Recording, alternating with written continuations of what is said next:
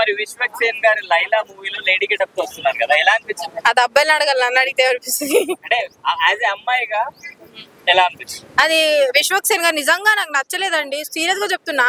అమ్మాయిలు కడుపు కొట్టడం మంచిది కాదు. మీరు అంత అందంగా కనిపించి హీరోయిన్, అందులో హీరోయిన్ అంటే హీరోయిన్ డామినేట్ చేస్తారు. సో మొగోళ్ళందరూ మీకు ఫ్యాన్స్ అయ్యి, ఇప్పుడు ఆడవాళ్ళు ఉన్నారు ఫ్యాన్స్, ఓకే, మీరు లేడీ గెటప్ కూడా వేసి కావాలని మా వైపు చూడకుండా అబ్బాయిలు మీ వైపే చూసేలా చేసుకున్నారు. That's very ridiculous. అంటే ఒక ప్రెస్ మీట్ లో కేపీహెచ్బి దగ్గర ఆంటీ లాగా ఉన్నారు అని చెప్పేసి కమెంట్ చేశారు. కమెంట్ చేయడం ఈజీయే, కానీ ఆయన ఒక వీడియో చూసాం, మేకింగ్ వీడియో. పాపం చేతిలో వ్యాక్స్ చేయించుకొని, మీలో ఎంత మందికి ధైర్యం చెప్పండి చీర కట్టుకొని లేడీ గెటప్ వేసుకోవడానికి? అందరికి ఉంది, చేయొద్దండి.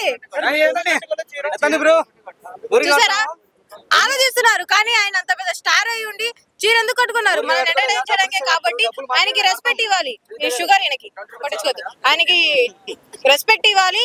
మనం రెమో మూవీలో శివకార్తికేయన్ వేసినప్పుడు కూడా మెచ్చుకున్నాం కదా, అట్లానే ఇది కూడా. సో ఆ మేకింగ్ వీడియో చూసినప్పుడు నాకు అనిపించింది, నేను కూడా ఏ రోజు అట్లా రెడీ అవ్వాలి, స్నానం చేస్తే బాగుంది అనిపించింది.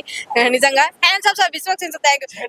నన్ను అడిగారు ఆ మూవీలో ఐటమ్ సాంగ్ చేయమని, కానీ నేను కొంచెం డేట్స్ లేక నేను ఇవ్వాలా. Thank you so much. కిస్కి నన్ను అడిగారు, కానీ నాకు కిస్కి ఇష్టం లేదు, కిస్మిస్ ఇష్టం అన్న. 3కి కిస్మిస్ అని పాల పెడతారంటే అప్పుడు నేను ఉంటా. Thank you.